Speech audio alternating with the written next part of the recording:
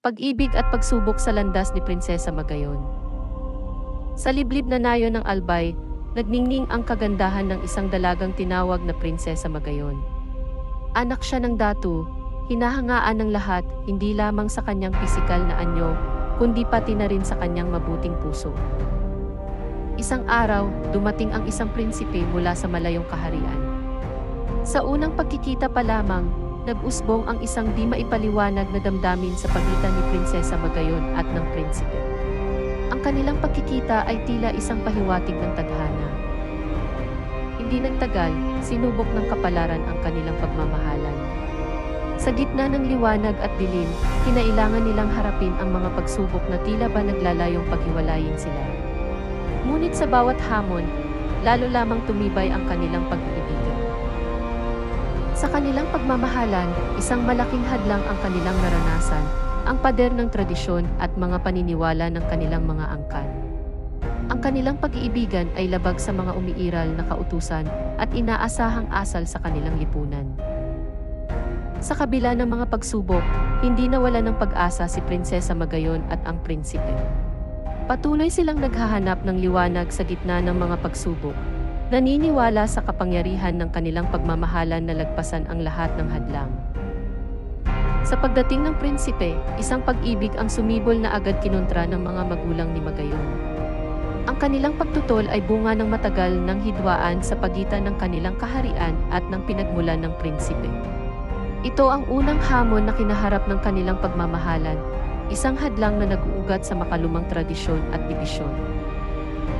Sa kabila ng pagtutol, nagpatuloy si Magayon at ang prinsipe sa kanilang lihim na pagtatagpo sa ilalim ng buwan.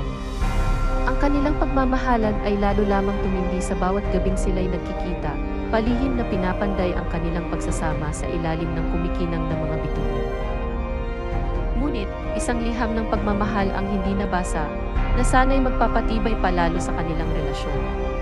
Ang liham na ito ay naging simbolo ng mga hadlang at miscommunication na kanilang kinaharap, isang paalala ng mga pagsubok na kanilang kailangang lampasan.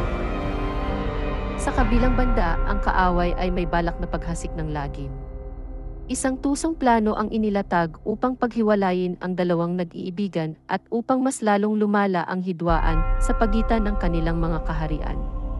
Ang pagkakaroon ng kaaway na ito ay nagdagdag ng tensyon at panganib sa kanilang pagmamahalan. Ang pagsabog ng digmaan ay tuluyang nagwatak-watak sa dalawang kaharian. Ang dating payapang lupa ay naging larangan ng hidwaan at galit. Ang pag-ibig ni Magayon at ng prinsipe ay nasubok sa gitna ng karahasan at kaguluhan, isang hamon na pareho nilang hindi inaasahan. Ang digmaang ito ay hindi lamang pisikal na labanan, kundi isang pagsubok sa katatagan ng kanilang pagmamahalan. Ang sakripisyo ng pag-ibig, sa gitna ng gabi, tahimik na nilisan ni Magayon ang kaharian upang iligtas ang kanyang minamahal at ang kanilang mga tao. Dala ang bigat ng pag-ibig at sakripisyo, naglakbay siya patungo sa hindi kilalang landas. Ang mahiwagang gubat, kanlungan ng prinsesa, sa kanyang paglalakbay, natagpuan ni Magayon ang isang mahiwagang gubat. Dito, siya ay nagtago at pansamantalang nakahanap ng kapayapaan.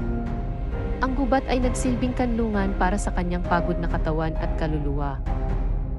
Mga bagong kaibigan sa di kilalang lupa, hindi nagtagal, nakilala ni Magayon ang mga nilalang ng gubat na nag-alok ng tulong at pagkakaibigan.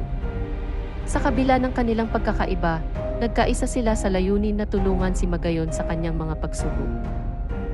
Pagtuklas sa kapangyarihan ng kalikasan, sa tulong ng mga bagong kaibigan, natuklasan ni Magayon ang hindi pangkaraniwang kapangyarihan ng kalikasan na maaari niyang gamitin upang protektahan ang sarili at ang mga mahal sa buhay laban sa mga panganib na nagbabalya. Ang liham na nagbabalik ng pag-asa, isang araw, isang hindi inaasahang mensahero ang naghatid ng liham mula sa kanyang minamahal. Ang mga salitang nakaukit dito ay nagbalik ng liwanag at pag-asa sa puso ni Magayon, nagbigay lakas upang ipagpatuloy ang laban. Sa paghahanda sa kanyang pagbabalik, pinuno ni Magayon ang kanyang puso ng lakas at tapang. Bawat araw, nagsasanay siya sa sining ng pakikipaglaban at paggamit ng kapangyarihan ng kalikasan, na siyang magiging sandata laban sa mga pagsubok na naghihintay. Sa paglalakbay pabalik, dumaan si Magayon sa mga mapanganib na landasin at misteryosong kagubatan. Naging matatag siya sa kabila ng mga hamon at ang kanyang determinasyon ay lalong tumibay sa pag-asang muling makapiling ang minamahal na prinsipe. Nang muling magkita sina Magayon at ang prinsipe, nagliwanag ang paligid sa kanilang muling pagtatagpo. Ang kanilang pagmamahalan, na pinatibay ng panahon at distansya, ay naging simbolo ng pag-asa at lakas para sa kanilang mga kaharian. Ang paglalakbay sa puso ng kaaway ay hindi naging madali. Kasama ang kanilang mga kaibigan at kakampi, hinarap nila ang mga pagsubok na dulot ng digmaan. Sa bawat laban, ipinakita nila ang kahalagahan ng pagkakaisa at pagmamahalan. Sa huling laban, nagpakita ng hindi matatawarang katapangan si Magayon at ang prinsipe.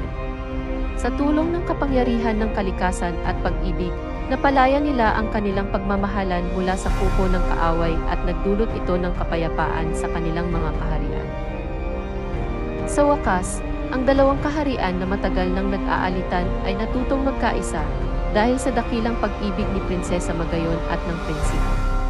Ang kanilang pagmamahalan ay naging susi sa pagtatapos ng hidwaan, hudyat ng isang bagong simula.